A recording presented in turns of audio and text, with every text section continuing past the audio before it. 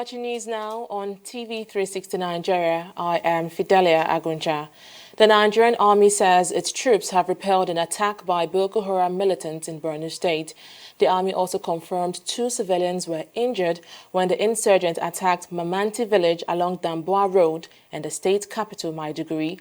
A military statement says troops from 251 Task Force Battalion have been mobilized to engage the terrorists who burnt down houses in the community.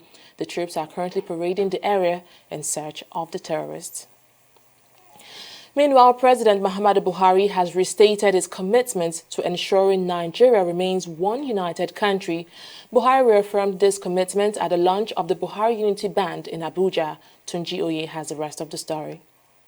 As the country moves closer to 2019 general elections, ensuring peace and unity becomes an important task for all Nigerians, especially players on the political field.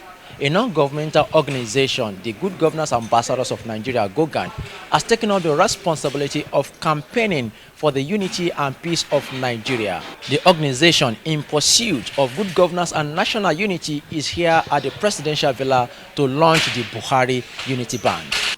We believe that Nigeria need to unite more now than ever. That politics are trying to, put peoples apart. We need to come together as one, like our founding father. So we need to come together to unite to make sure that our country moves forward. President Buhari has restored order to governance in the country. He has restored hope. At a time, it appears that this country had no leadership. At the time he came, if we had number one priority is to restore order and hope in our country, restore law and order, and he did that excellently well. Mr. President, we thank you for improving the Nigerian rules. The budget of 2014 was only 28 billion for Nigerian roads. When you came in, Mr. President, your first budget was 220 billion naira for Nigerian roads. It has now improved from 200 to 520 billion naira for the budget of works. And the roads that were neglected for over 18 years, Mr. President, you have sustained those roads. Thank you and God bless you. It has been 3 years plus of President Muhammadu Buhari's economic reformation, fight against corruption and good governance. And the president is happy that more and more non-partisan organizations like GOGAN are keyed into the vision of his administration. This occasion is part of our commitment to the sustenance of unity and mutual coexistence as one people united by shared history and shared destiny. It is a demonstration of our determination to see Nigeria succeed as we come to agreement that no nation can truly make progress without unity. Our country has passed through difficult times, on occasion threatening the foundations of our unity.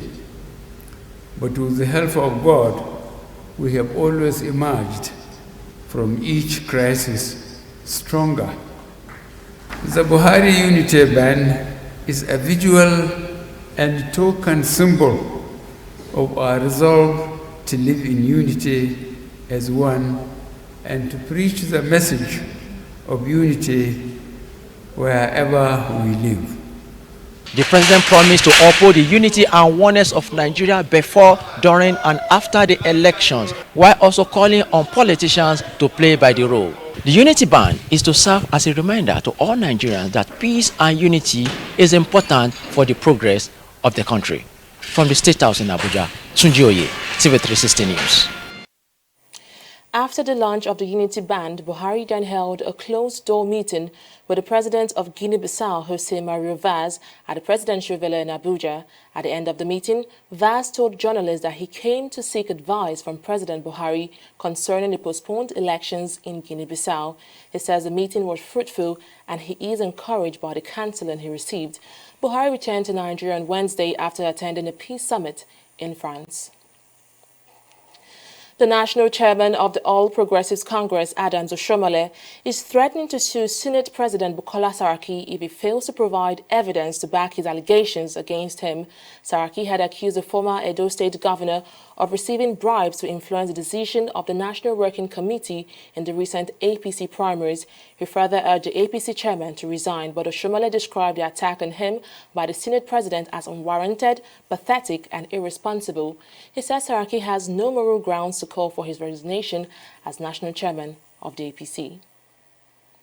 Meanwhile, as the country prepares for the 2019 presidential elections, a political support group, Buhari Osinbajo Mandate Group, BMOG, has begun reeling out the achievements of the three-year-old administration. At a town hall meeting in Lagos, the group says the government has improved in power generation and distribution, as well as security in the country. They also highlighted other areas the Buhari administration has performed well, asking Nigerians to support President Buhari's re-election bid. Mr. President campaigned on three cardinal principles, which was security, economy, and food security, because you have to secure Nigeria before you could do anything. And he has put a stop to importation of rice. Why so? Because only about 25% of Nigerian arable land is being planted at the present. Nigeria has all the types of weather that can grow whatever type of crop. So if we cannot grow our own food, we cannot be spending billions and billions and billions in importation of food. Right now, the production of rice has gone up, the production of wheat, and farmers are smiling to the bank. And we hope that when they have their second term, Nigeria will not only be self-sufficient in farming rice and other edible food, but will also be an exporter of food. So that is a big achievement for Mr. President. We feel that President Muhammadu Buhari has done so much. The Mambila Power Project that took 16 years of PDP to do, they couldn't do. Buhari has just done it in less than 3.5 years. Our rail line that is meant to have been on track. Do you know how many years we have been talking of rail line in Nigeria after the other one collapsed? It took only President Muhammadu Buhari in less than 3.5 years to even begin, and to some he has completed. The one Abuja, Kaduna. Do you know how many times they have gone there to remove the thing, just to make sure that it doesn't work? So some people are just bent on sabotaging this government for their own selfish interest because they want to be president at all costs. Nigerian governors are giving conditions for the payment of the 30,000 naira minimum wage requested by the labor unions. Chairman of the Nigeria Governors Forum, Abdulaziz Yari, says the governors can only pay the figure if workforce is reduced or if the federal government reviews the revenue sharing formula. The governors have rejected the 30,000 naira minimum wage proposed to President Muhammadu Buhari by the tripartite committee, insisting on their 22,500 naira offer. They have now set up a committee to meet with President Buhari over the issue. The members of the committees are Governor of Lagos State, Kebbi State, Plateau, Bauchi, Akwa Ibom, Ebonyi, Enugu, and Kaduna State, respectively. The Nigerian government has approved the ratification of the Doha Amendment Treaty on Climate Change. This allows developed countries to take responsibility for their actions on gas emissions resulting from industrialization. It also allows for developing and underdeveloped countries to get financial support to check the consequences of gas emission from the activities of industrialization. This protocol concerns the United Nations Framework Convention on Climate Change, which is a major global issue across the world now. This Kyoto Protocol was crafted in 2004, and Nigeria is a party to that.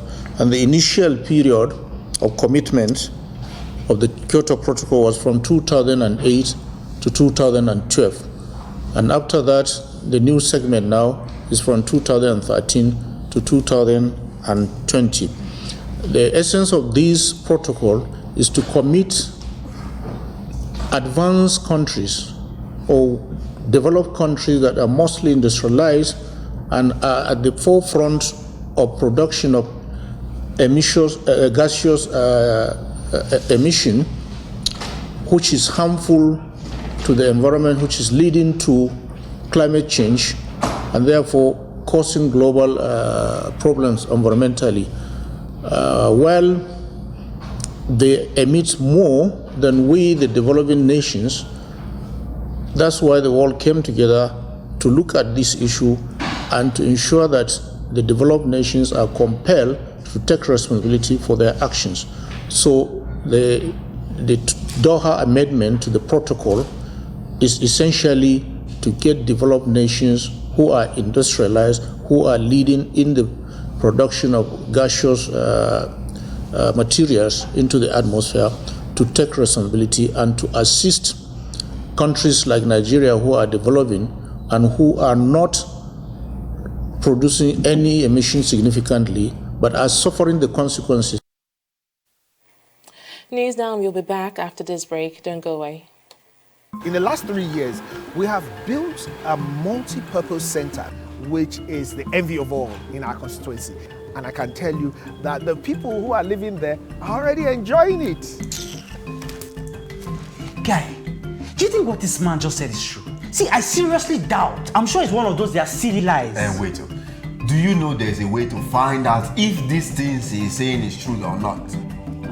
This is the Construct app. It gives people like us a sure way to track implementation of constituency projects. It gives valid and verified information on location of projects, amounts allocated, amount funded, the level of job done, and even the profiles of concerned legislators.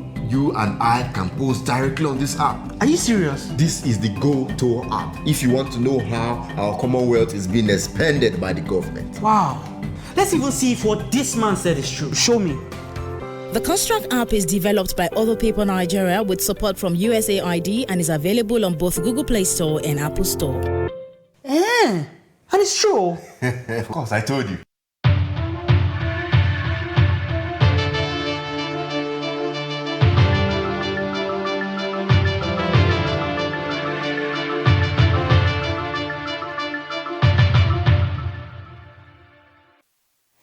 Thank you so much for staying with us. Let's now join Annette Felix for the latest in business. Hello, Annette. Hello, Fidelia. So what do you have for us today? Well, the federal government and the Nasarawa state government has signed a memorandum of understanding which will see the federal government take over the Farimruwa Dam in Nasarawa state. The MOU was signed in Abuja at the Nigerian Media Water Week, organized by the Federal Ministry of Water Resources. The Farimruwa Dam has been under construction by the Nasarawa state government for more than 10 years now, and the project, which has the capacity to supply 70 million cubic meters of water, has almost become an abandoned project, prompting the federal government to take over it. Constitutionally, the entire role of providing water and sanitation rests entirely with the states. It is purely their responsibility. Whatever federal government is doing is additional support and intervention. But we cannot replace the states to go down to the level of local governments and communities providing water. It's their primary duty and responsibility to provide that water, and all we can do is support. And federal government has been doing all that support for several years, but go to many locations now, you will see a lot of federal water schemes that have been abandoned, that are not working. And these are projects that were done well at that time, but maybe communities didn't feel a sense of ownership, or the state government didn't feel a sense of ownership. They wouldn't even participate in even maintaining and rehabilitating the schemes. So the whole process has to change. The policy has to change in such a way that we can be more effective. And the only way for us to be more effective is by calling on the state governments to really do their primary to take charge of their primary responsibility of providing that water and sanitation facilities, and then we will support them.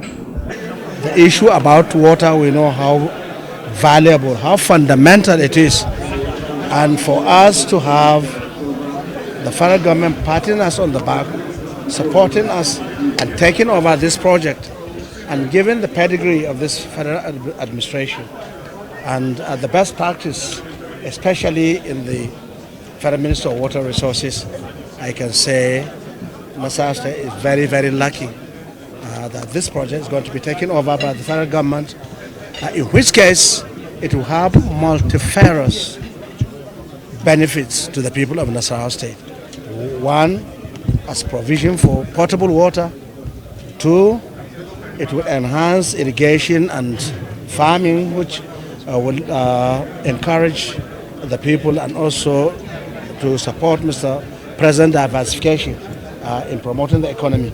Thirdly, it will become an independent power project that will reduce the burden on the national grid. So I can say the benefits are innumerable.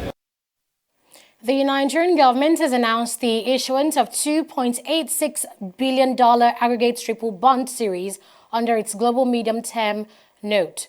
A finance ministry statement says the notes comprise a $1.18 billion 7-year series, a $1 billion 12-year series, and $750 million 30-year series.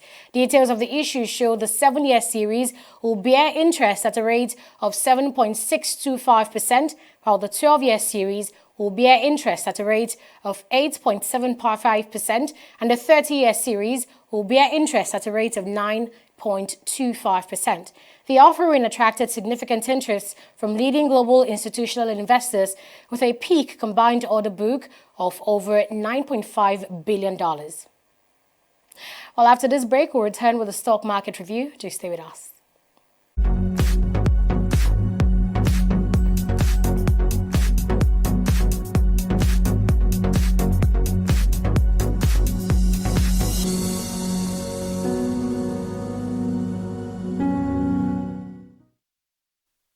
Well, the bears continue to dominate the NSE today as the all-share index fell further by 0.76% to close at 31,864.80 basis points, while the market capitalization closed at 11.633 trillion naira.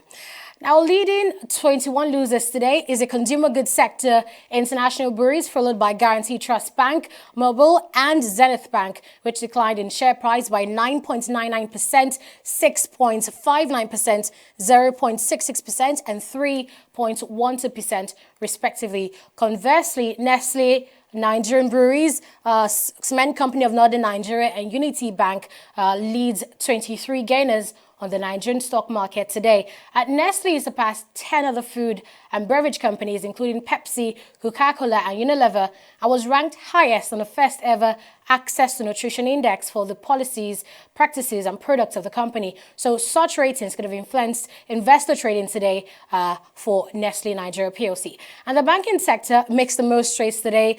As predicted, Diamond Bank, First City Monument Bank, Stanbic IBTC, and United Bank for Africa. Well, let's see how it is on the global stocks. We see that it also closed on the negative note, with FTSE, the Dow Jones, and Nikkei all recording declines, while European markets weakened after two senior members in Prime Minister Theresa May's cabinet resigned over Brexit issues. The pound fell, investors dumped UK-related banking stocks, and London's FTSE 100 slumped actually by 0.18%, while the Dow opened and closed lower than yesterday, losing by over 100 points. And Nikkei reverted from its gains of yesterday, recording a 0.20% decline. That's all from here, Fidelia. Well, thank you, Annette. So I guess it's safe to say that it was a bloody day at the NSE across the globe, because all of them closing in the reds. That's really quite sad. Well, we hope for a better result tomorrow, and I hope they all close the week better than they are performing today. Well, thank you once again. Well, we will be back after this break with more stories, so stay with us. Corruption not in my country. How work?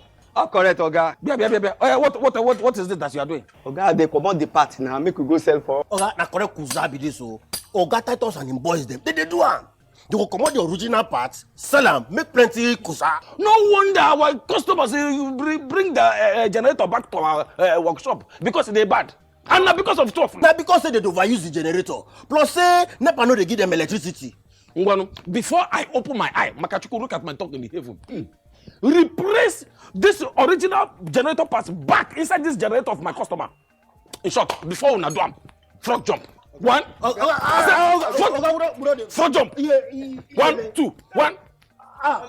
Stealing of generator parts or a changing of original parts to a fake one. That is the corruption. Not in my country. Corruption not in my country. Stop corruption now. Welcome back. The death toll in the California wildfire has risen to 56 as National Guard troops join the grim search for more victims. The latest fatality count was announced as authorities released a revised list of 130 people reported missing by loved ones after flames largely destroyed the town of Paradise. The majority on the list were over the age of 65. Now, nearly 230 people were initially reported as missing in the killer blaze dubbed the Camp Fire. Most of those who remain unaccounted for are from Paradise, once home to 27,000 people. Saudi Arabia's public prosecutor says the person who had ordered the killing of prominent journalist Jamal Khashoggi was the head of the negotiating team sent to repatriate him. Now, the prosecutor, Shalan al-Shalan, also says that the whereabouts of Khashoggi's body remains unknown, but investigations were still ongoing. The public prosecutor had earlier said he was seeking the death penalty for 5 out of 11 suspects charged with the murder of Khashoggi. He said 11 out of 21 suspects had been indicted and their cases would be referred to court, while the investigation with the remaining suspects would continue in order to determine their role in the crime. And in sports, Nigeria Super Falcons are now in Cape Coast, Ghana, for final preparations for the 2018 African Cup of Nations. The Falcons, who are the defending champions, will be playing their first competitive tournament in 2 years, but Nigerians are still expecting nothing less than victory from a team that has dominated female football in Africa since its inception. Adeshewa Odushoga has the rest of the story. The Super Falcons are the perennial favorites for the tournament after winning all but 2 of the previous 12 editions. The worry for the Falcons is that they will face the winner of other 2 editions, Equatorial Guinea, in the group.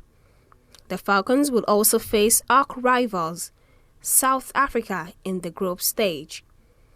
Both countries represent tough challenges for the Super Falcons, who have only played 2 competitive games since winning the tournament in 2016. But in Nigeria, there is enough confidence that the team can surmount both hurdles. Our team is better now. It's a blend of experience and young female players. In Africa, I don't fear about any team. We can beat Ghana any day, beat South Africa, beat... The only team that you should have a little bit of fear for is Equatorial Guinea, and you should know why. Some of these players in Equatorial Guinea, you are not even sure whether they are male or female. This is an issue that is also of concern to FIFA and CAF. But be that as it may, I expect the Falcons to go there, forget the first round. They should go there and bring the cup, because we have 8 out of the 10 titles won already.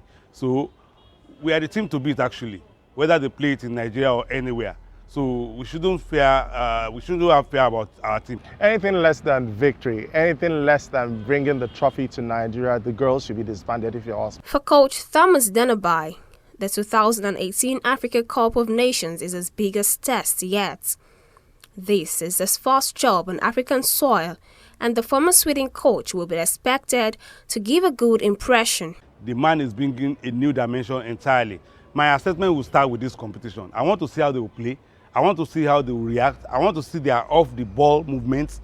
And I want to also see, by the grace of God, we should qualify for the World Cup, how we will be able to compete against the rest of the world, which has always been the problem of Falcons. They will play well in Africa, and against the rest of the world, they will not play well.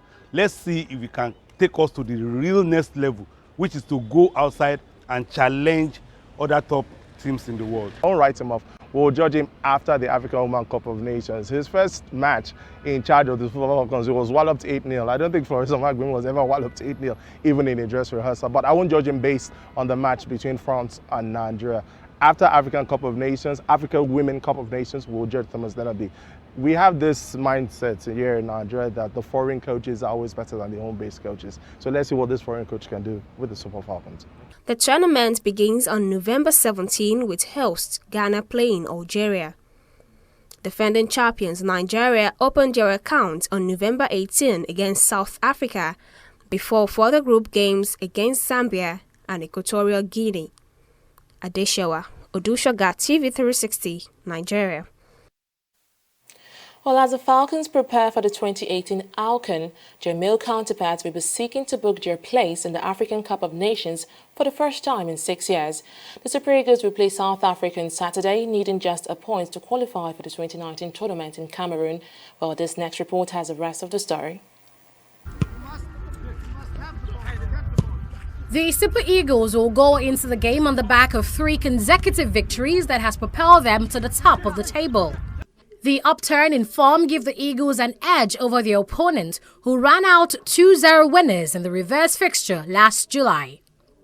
Since then, the Eagles have defeated Seychelles and Libya in back-to-back fixtures, while South Africa have been held to goalless draws by both countries.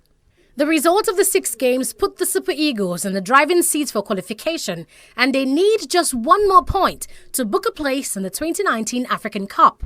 Nigeria, however, want the Eagles to aim for more than just a point. The level of South African football and Nigeria, the two are not the same. The result recorded in Rio was not out of the quality of players or out of the level and standard of football in Nigeria. The result recorded in Rio was due to some off-the-pitch situations. Off the pitch in quote now, because we had crisis that time, leadership crisis, preparation was not top-notch as expected. The players too, they do not even know who the federation head was. So it was just a bit of crisis that affected the team entirely. But now we are high on momentum, no excuses. These players are not complaining of anything in the past few months. Even at the World Cup, there were no complaints. So I see no reason why we should not go there and beat them. For me, it's a revered mission for the Super Eagles, knowing that the South Africans beat us for the first time ever.